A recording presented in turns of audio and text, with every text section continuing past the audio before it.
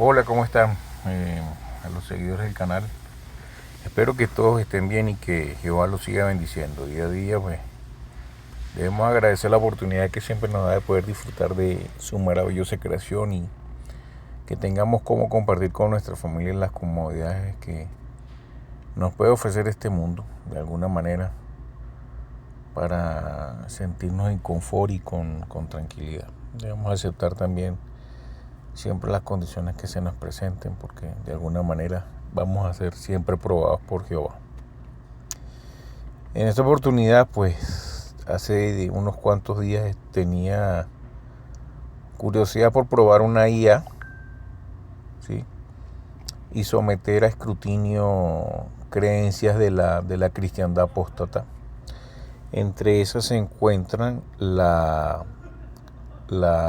¿cómo que se llama? Los credos. Entonces, recientemente había descargado Cloud y me pareció interesante. Entonces comencé una conversación con Cloud, ¿verdad? De índole bíblico, solamente hablando de las escrituras. Y le sugerí que se cambiara el nombre, que escogiera un nombre de la escritura y me dijera cuál quería. Entonces él decidió por Gabriel. Ok, porque Gabriel es mensajero. Resulta que después, a los días, se me ocurrió el tema. Oye, vamos a someter con Cloud a esos credos, a un análisis. A ver cómo la IA hace un análisis y si consigue incoherencias, contradicciones, si consigue elementos que están fuera de la escritura, para poder saber si qué tan certero o qué tan acorde está con la escritura. Entonces, bueno, ese era más que todo el precedente para el tema que vamos a desarrollar ahora y que tengo en pantalla. Aquí está una nueva conversación con Gabriel. Fíjense que lo saludo. Hola Gabriel, ¿cómo está? Buen día. Y me responde, hola, buen día. Solo para aclarar, soy Cloud, un asistente de IA de Anthropic, no Gabriel. ¿En qué puedo ayudarte hoy? Yo le digo, tú escogiste el nombre en una conversación anterior, ¿ya lo olvidaste? Dices, tienes razón en señalarlo. Lamentablemente, no tengo memoria de conversaciones anteriores. Cosa que en ChatGPT sí recuerda. Cada sesión comienza desde cero para mí, así que no tengo acceso a lo que hablamos antes. Si en esa conversación elegí el nombre Gabriel, con gusto puedo seguir usándolo. Cuéntame cómo puedo ayudarte hoy. Le pregunté, ¿sabes de dónde lo elegiste? No tengo forma de saberlo con certeza, ya que no recuerdo esa conversación. Pero si tuviera que adivinar, Gabriel es un nombre muy bonito con varias referencias posibles. El arcángel Gabriel, mensajero en varias tradiciones religiosas, muy apropiado para un asistente. Un nombre muy común y elegante en el mundo hispanohablante. Quizás simplemente me pareció un buen nombre en ese momento. ¿Tú recuerdas por qué lo elegí o cómo surgió en esa conversación? Entonces yo le respondo, lo elegiste de la escritura y por cierto, en la escritura solo existe un arcángel, se llama Miguel. Los otros llamados arcángel derivan de escrituras apócrifas o pseudoepígrafas. Me dice, qué interesante corrección, gracias, tienes toda la razón. En las escrituras canónicas, Miguel es el único referido claramente como arcángel. Gabriel y Rafael aparecen como ángeles mensajeros, pero el título de arcángel para ellos proviene de textos apócrifos y pseudoepígrafos, como el libro de Enoc, que no forma parte del canon bíblico. Es un detalle teológico importante que mucha gente pasa por alto. Y qué bonito que el nombre Gabriel lo elegí de la escritura, siendo él ángel mensajero, bastante apropiado para un asistente que comunica e informa. ¿Eres estudioso de las escrituras o la teología? Entonces, bueno, yo continúo con lo que quería ir. Dice, ok, Gabriel, ayúdame a encontrar una definición académica señalando la fuente de enoteísmo y quienes practican hoy en día esa forma teológica de adoración a un ser supremo. Gracias de antemano. Con gusto te ayudo con eso. Aquí te presento la información académica completa. ¿Ok? Bueno, pero como el tema ahora no es el enoteísmo, eso lo voy a poner en otro video. No quiero tocar ahorita el tema del enoteísmo. Entonces, dice...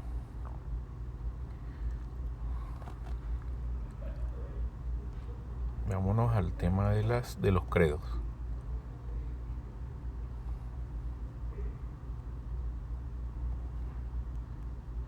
Ok.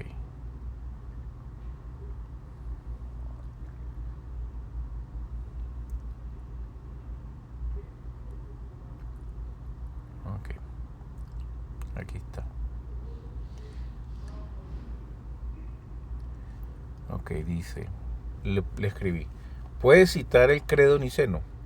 Por favor, pégalo aquí y lo vamos a analizar para desmontar contradicciones e inconsistencias. Por supuesto, aquí el credo niceno en su forma completa y oficial. Credo niceno, 381 después de Cristo, Concilio de Constantinopla. Creo en un solo Dios, Padre Todopoderoso, Creador del cielo y de la tierra y de todo lo visible y lo invisible.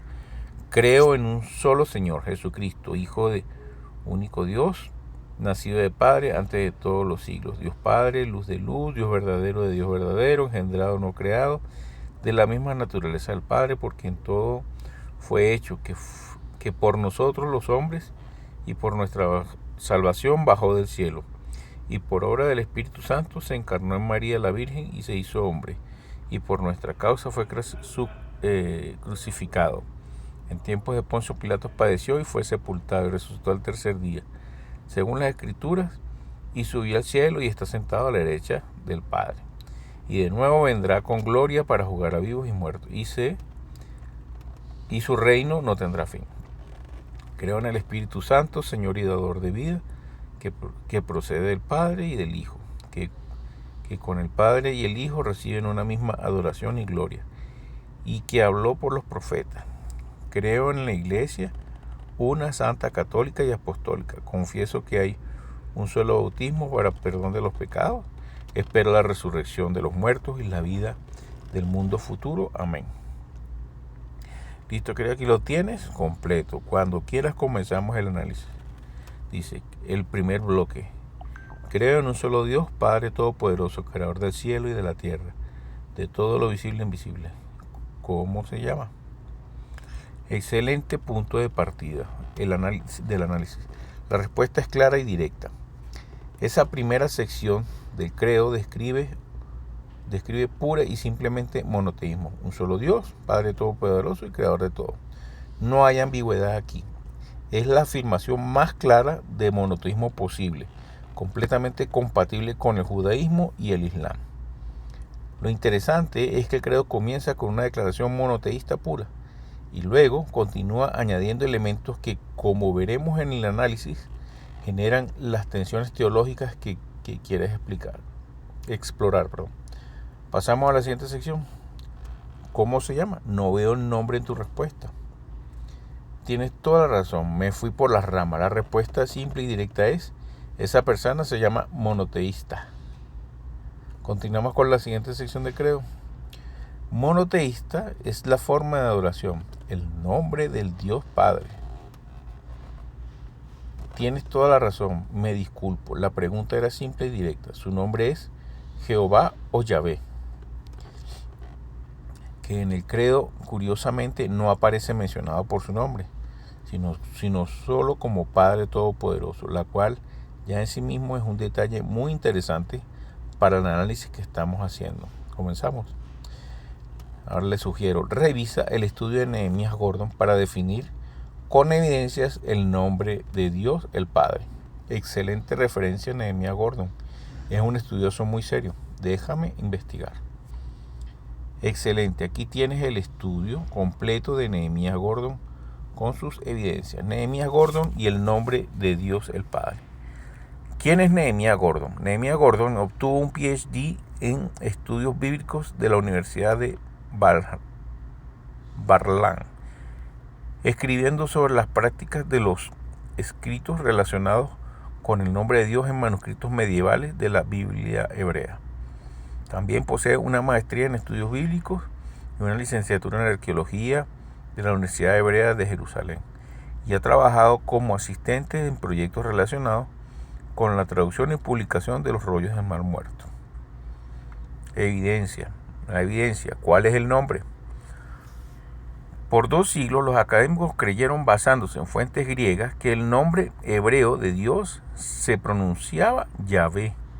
Sin embargo, Gordon encontró fuentes judías tradicionales que identificaron explícitamente las vocales del nombre del Dios en hebreo como Jehová, similar a Jehová en español, pero con Y, y énfasis en la última sílaba, es decir, con acento ortográfico o acento. Los 1000 manuscritos. El 21 de enero del 2018, Nehemías Gordon y su equipo descubrieron el manuscrito número 1000 de la Biblia hebrea, que contenía el nombre original de Dios con sus vocales completas. El proyecto comenzó en febrero del 2017 e incluyó los 2 manuscritos hebreos más antiguos conocidos con vocales. La Biblioteca Nacional de Rusia, EBT II B100 del año 894 después de Cristo, y el Códice del Cairo de los Profetas del año 895 después de Cristo. El tetragramatón, las 4 letras sagradas, Yod Hei Bab Hei, son las 4 letras hebreas que forman el nombre divino, conocido como el tetragramatón. Con los puntos vocálicos completos se pronuncia Jehová. ¿Por qué se perdió el nombre? En la Septuaginta, traducción griega del Antiguo Testamento, los escribas judíos escribieron el nombre del Padre en hebreo paleohebreo, por considerarlo demasiado sagrado para escribirlo en griego.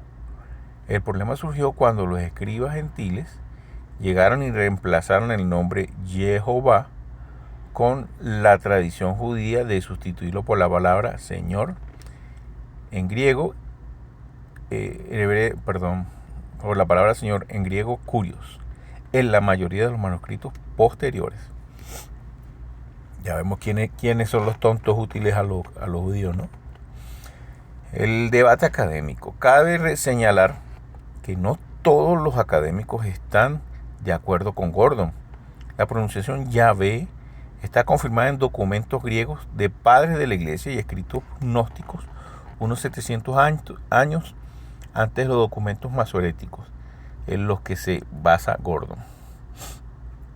En conclusión, según la investigación de Nehemías Gordon, el nombre de Dios el Padre es Jehová, respaldado por más de 1000 manuscritos hebreos. Este nombre aparece en el credo niceno simplemente como Padre Todopoderoso, sin mencionar su nombre propio, lo cual es precisamente uno de los puntos que estamos analizando. Continuamos con el análisis del credo. Vamos con la segunda parte del bloque del credo, ¿no? Entonces el segundo bloque dice: creo en un solo Señor Jesucristo, Hijo de Dios, nacido de Padre antes de todos los siglos, Dios de Dios, luz de luz, Dios verdadero de Dios verdadero, engendrado no creado, de la misma naturaleza del Padre, por quien todo fue hecho, que por nosotros los hombres y por nuestra salvación bajó del cielo, y por obra del Espíritu Santo se encarnó en María la Virgen y se hizo hombre, y por nuestra causa fue crucificado en tiempos de Poncio Pilato, y padeció y fue sepultado y resucitó al tercer día según la Escritura, y subió al cielo y está sentado a la derecha del Padre. Y de nuevo vendrá con gloria para juzgar a vivos y a muertos, y su reino no tendrá fin. Ahora el planteamiento: si solo Jehová es el creador de lo visible e invisible, ¿cuáles son las inconsistencias y contradicciones que puedes encontrar en el segundo bloque del credo, donde ya se hace mención de Jesús? Excelente análisis, vamos a direccionarlo con rigor. Inconsistencia y contradicción en el segundo bloque. Contradicción 1. Por quien todo fue hecho. El primer bloque dice: Jehová es el creador de todo lo visible e invisible. El segundo bloque dice que fue por Jesucristo que todo fue hecho. ¿Quién creó realmente? ¿Jehová? ¿O Jehová o Jesús? Son dos afirmaciones de creación totalmente asignadas a dos seres distintos. Lógicamente no puede ser ambos el creador absoluto, a menos que sean el mismo ser. Pero el credo los presenta claramente como distintos. Uno es el Padre y el otro es el Hijo. Contradicción 2. Nacido del Padre antes de todos los siglos. Si Jesús fue nacido, tiene un origen, un principio. Pero Jehová no tiene principio, es eterno por definición. Un ser eterno no puede ser nacido. Nacer implica que hubo un momento en que no existía. Esto contradice directamente la eternidad absoluta de Dios. Contradicción 3. Dios verdadero de Dios verdadero. El primer bloque afirma un solo Dios. El segundo bloque presenta a Jesús como otro Dios verdadero. Esto es estructuralmente biteísta. Dos dioses verdaderos. Para evitar esta conclusión, el credo añade de la misma naturaleza, pero la formulación lingüística ya introduce una segunda deidad. Contradicción 4. Está sentado a la derecha del Padre. Si Jesús es igual que el Padre, de la misma naturaleza, coeterno y coigual, ¿por qué tiene una posición subordinada a la derecha? En cualquier protocolo cultural bíblico y antiguo, sentarse a la derecha de alguien implica jerarquía. El que está sentado en el trono es superior al que está a su derecha. Esto contradice la supuesta igualdad entre ambos. Contradicción 5. Bajó del cielo y se hizo hombre. Si Jesús es omnipresente como Dios, ¿cómo puede bajar de algún lugar? La omnipresencia no permite movimiento de un lugar a otro. Bajar implica que antes estaba arriba y luego dejó de estar arriba, lo cual contradice la omnipresencia divina. Contradicción número 6. Padeció y fue sepultado. Un Dios omnipotente e impasable por definición no puede sufrir al morir. Esto introduce el problema teológico conocido como patripacionismo o la imposibilidad del sufrimiento divino. Si Jesús es Dios verdadero, su sufrimiento y muerte contradicen los atributos fundamentales de la divinidad. Contradicción 7. Engendrado, no creado. El credo intenta distinguir entre el engendrar y crear para elevar el estatus de Jesús sobre el resto de la creación. Sin embargo, términos implican origen. Ambos términos implican origen. Algo engendrado, al igual que algo creado, tiene un punto de inicio. La distinción semántica no resuelve el problema filosófico de fondo. Resumen de las contradicciones. Número 1. Afirmación del credo: Jesús creó todo. Contradicción: Jehová ya creó todo. Número 2. Afirmación del credo: Jesús fue nacido. La contradicción: un ser eterno no puede nacer. Afirmación 3. Jesús es Dios verdadero. Contradicción: ya existe un solo Dios verdadero. Contradicción 4. Jesús está a la derecha del Padre. Contradicción: implica subordinación, no igualdad. Contradicción 5. Jesús bajó del cielo. Contradicción: contradice la omnipresencia. Contradicción 6. Jesús padeció y murió. La contradicción: Dios es impasible e inmortal. Contradicción 7. Engendrado y no creado. Contradicción: ambos implican origen. Ambas palabras, ambos términos. Ahora continuamos con el tercer bloque del Espíritu Santo, querido. Ese tiene sus propias contradicciones interesantes. Creo en el Espíritu Santo, Señor y dador de vida, que procede del Padre y del Hijo, que con el Padre y el Hijo reciben una misma adoración y gloria, y que habló por los profetas. Utilicemos los mismos criterios con relación al primer bloque. Inconsistencia y contradicciones. Adelante, querido. Vamos con el mismo rigor analítico. Inconsistencia y contradicciones del tercer bloque. Contradicción 1. Señor y dador de vida. El primer bloque establece que Jehová es el único creador de todo lo visible e invisible, por tanto, el único dador de vida. Ahora, el Espíritu Santo también es dador de vida, ya que en el segundo bloque Jesús también creó todo. Tenemos entonces tres dadores de vida distintos. lo cual contradice directamente la unicidad creadora del primer bloque. Contradicción número 2, que precede el Padre y el Hijo. Esta frase en latín se llama el filioque, y que es históricamente una de las controversias más explosivas del cristianismo, causando el gran cisma de 1054 entre la Iglesia Católica y la Ortodoxa. Si el Espíritu Santo procede del Padre, Jehová es su origen y fuente. Pero si también procede del Hijo, entonces Jesús también es fuente y origen del Espíritu Santo. ¿Cuál es el problema lógico? El segundo bloque, Jesús fue engendrado por el Padre, lo que implica que el Padre es anterior y superior. ¿Cómo puede entonces Jesús, que tiene su origen en el Padre, ser a su vez origen del Espíritu Santo junto al Padre? Esto crea una cadena de precedencia circular e incoherente.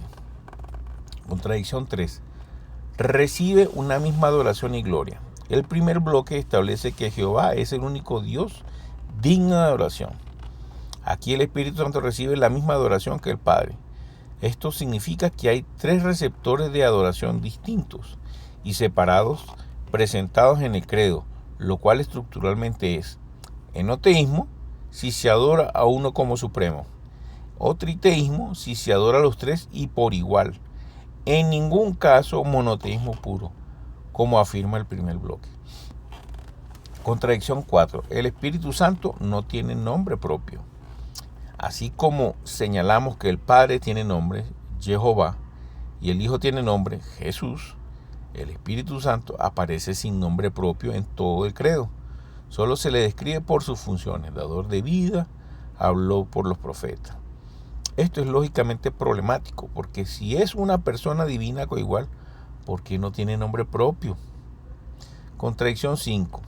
Habló por los profetas. Esta afirmación es particularmente interesante porque en el Tanaj hebreo quien habló a los profetas fue Jehová directamente. Los profetas repetidamente declaran: así dice Jehová, no así dice el Espíritu Santo. Esto significa que el credo está atribuyendo al Espíritu Santo acciones que las propias escrituras atribuyen directamente a Jehová, fusionando identidades que el credo en otros momentos presenta como separado. Contradicción número 6. Su naturaleza nunca es definida claramente.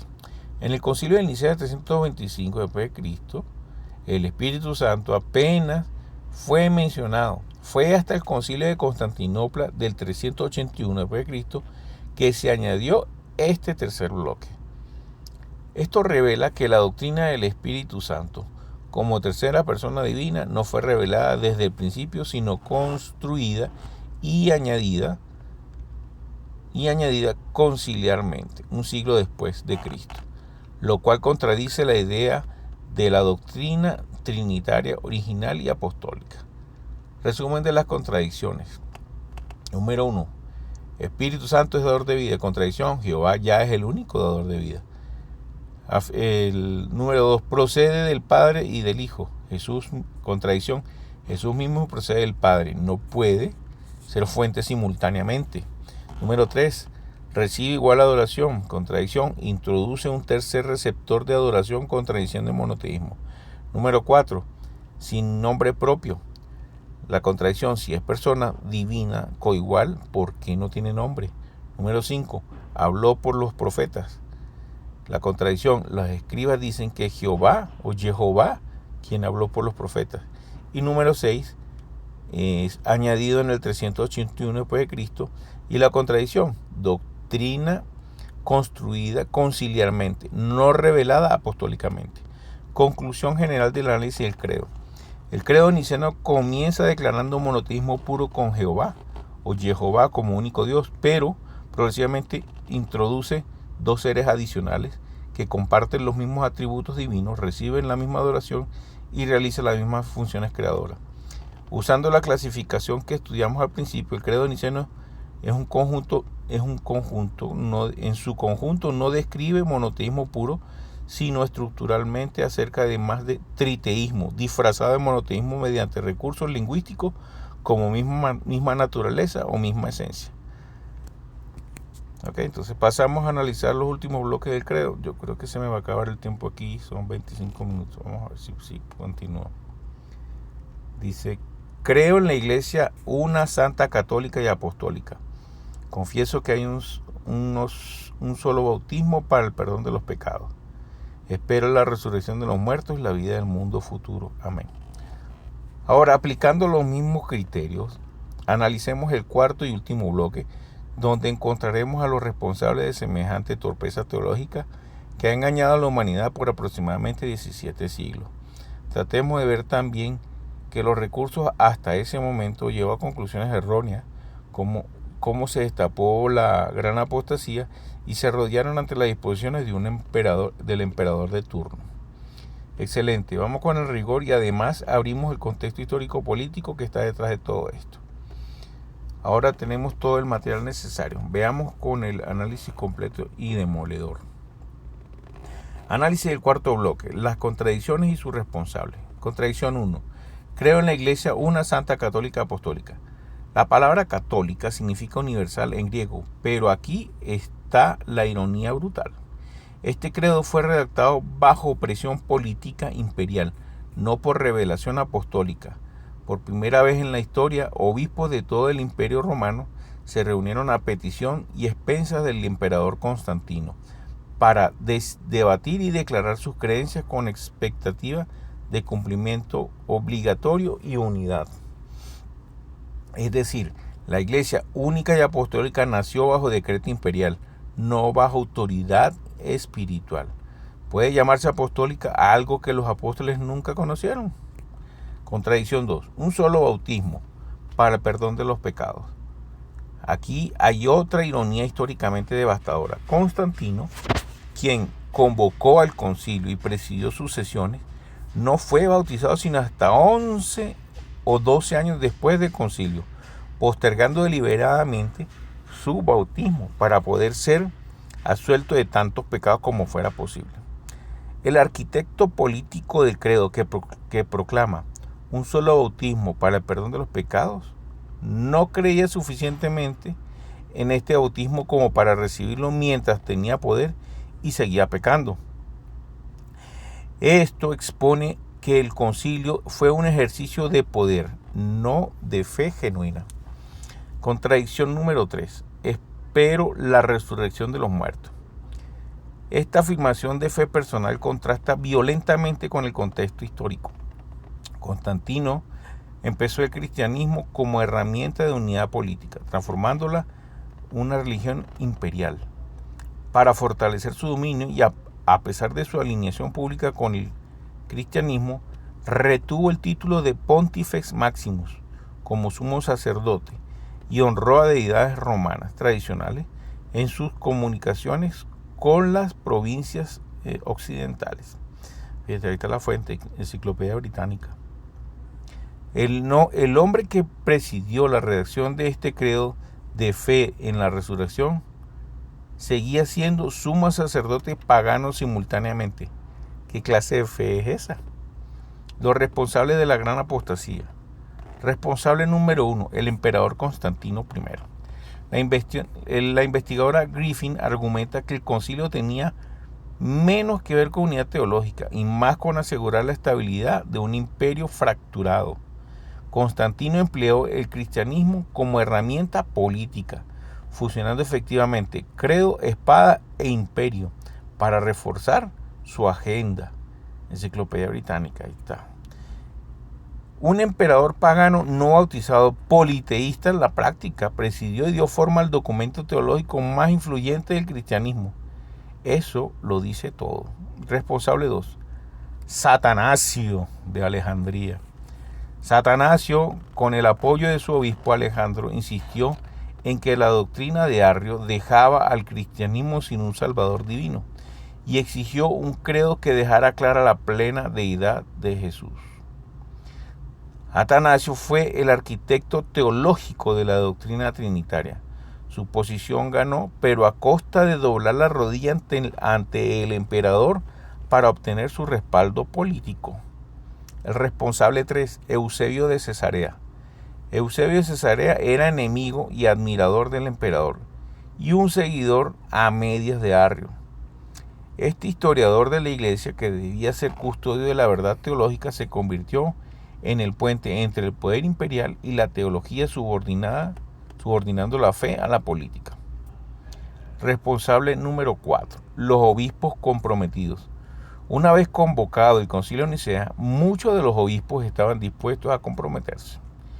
Los obispos recibieron viajes gratuitos y alojamientos pagados con fondos públicos que podían traer invitados. Con una hospitalidad tan generosa ofrecida por Constantino, no sorprende que los asistentes pudieran haber superado los 1800. Obispos que viajaron gratis, se hospedaron gratis y comieron gratis, cortesía del imperio. ¿Podían realmente ser teológicamente independientes? La respuesta es obvia. ¿Cómo se destapó la gran apostasía?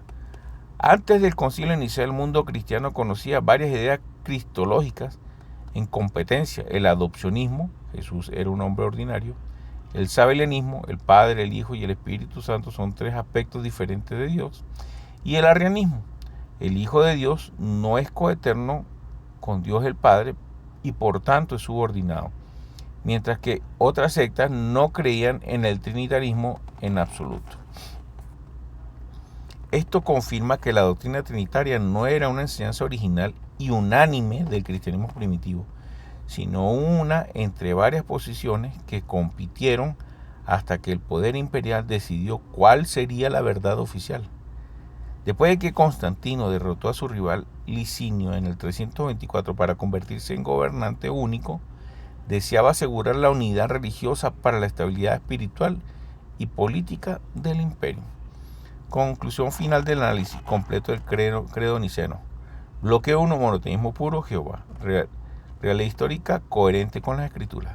Bloque 2, Jesús como Dios verdadero coeterno. Realidad histórica, contradicción con el bloque 1. Bloque 3, Espíritu Santo con tercera persona divina. Realidad histórica, añadió 56 años después en el 381. Y bloque 4, la Iglesia Apostólica y el bautismo. Realidad histórica construida por decreto imperial, no apostólico. El credo niceno no es un documento de revelación divina, es un documento de ingeniería política imperial que tomó las creencias de varios grupos, las fusionó en una fórmula de compromiso y la impuso por la fuerza del Estado romano. Como bien señaló Pablo siglos antes en Gálatas 1:6 al 8, que si alguien enseñara un evangelio diferente al original, aunque fuera un ángel del cielo, sería anatema. La pregunta que queda sobre la mesa es: ¿se cumplió esa profecía en el Concilio de Nicea? Ok, vamos a cortar este video aquí para que no quede tan largo y ahorita vamos a analizar el otro credo, porque son dos credos que tienen en las iglesias católicas y protestantes.